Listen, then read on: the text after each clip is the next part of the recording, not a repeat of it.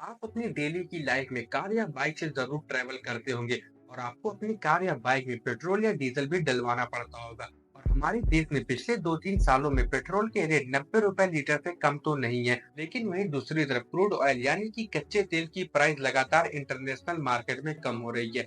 और international market में जब कच्चे तेल की कीमत कम होती है, तब पेट्रोल और डीजल के रेट भी घटते हैं। तो सबसे पहले हम ये जानते हैं कि रिफाइंड पेट्रोल को हम तक पहुंचने से पहले किन किन प्रोसेस का सामना करना पड़ता है और इनमें कौन कौन से टैक्सेस जुड़ते हैं। तो बेसिकली रिफाइंड पेट्रोल को हम तक पहुंचने से पहले 4 प्रोसेस का सामना करना पड़ता है।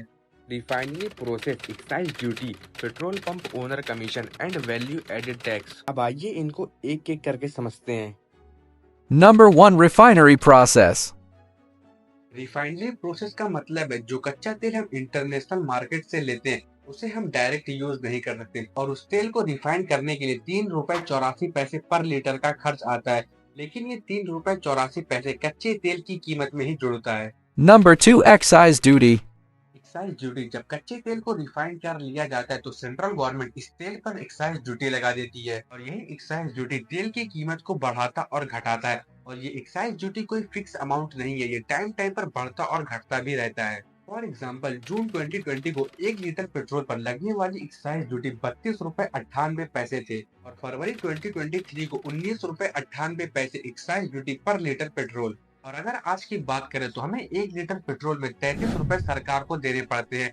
और एक्साइज ड्यूटी में आपको basic excise duty, road and infrastructure development cess, additional excise duty और agriculture and infrastructure development cess लगता है।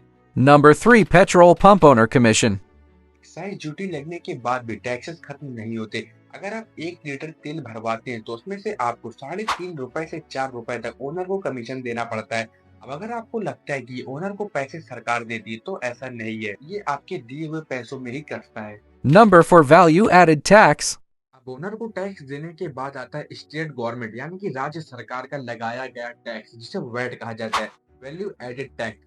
अब जरूरी नहीं कि पूरे इंडिया में हर जगह वैट सेम हो, हर जगह की सरकारें अपने हिसाब से वैट को रखती हैं। वैसे आमतौर पर वैट को 27 से 30% के बीच ही रखा जाता है। Refinery process, excise duty, petrol pump owner commission और वैल्यू एडेड टैक्स को मिलाकर जो भी कीमत तय होती है उस रेट में पेट्रोल हमें मिलता है। लेकिन हमारे इंडिया में ये क्या हो रहा है, जब क्रूड ऑयल का रेट बढ़ता है तो पेट्रोल और डीजल के दाम भी बढ़ते हैं, पर जब क्रूड ऑयल के रेट घटते हैं तो पेट्रोल और डीजल सस्ता होने की बजाय हमारी सरकार अपने टैक्सेस को बढ़ा देती है। इससे पेट्रोल और डीजल में हमें उसकी आम कीमत से कई ज्यादा रुपए देने पड़ते हैं।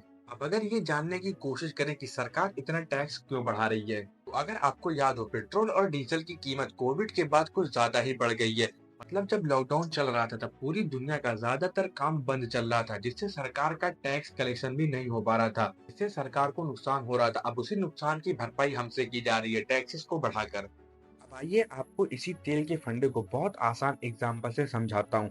मान लीजिए आपके स्टेट में पेट्रोल की कीमत है 91 रुपीज पर लीटर।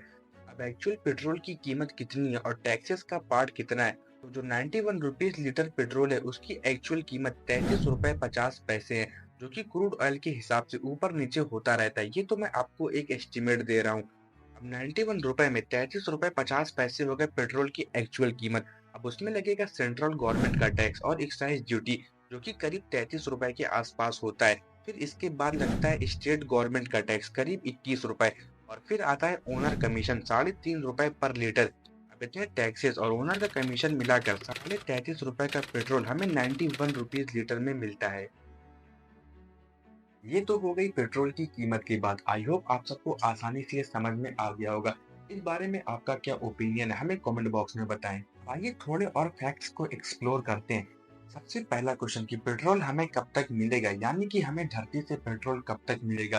क्योंकि ये बात सबको पता है कि पेट्रोल हमारी अर्थ पे एक लिमिटेड क्वांटिटी में है। एनर्जी इंफॉर्मेशन एडमिनिस्ट्रेशन की रिपोर्ट के हिसाब से हमें अभी 52 ईयर यानी ईयर 2075 तक पेट्रोल मिलेगा। उसके बाद सारे व्हीकल इलेक्ट्रिसिटी से चलेंगे और अभी से ही इलेक्ट्रिक व्हीकल को बनाया जा रहा है और काफी प्रमोट भी किया जा रहा है।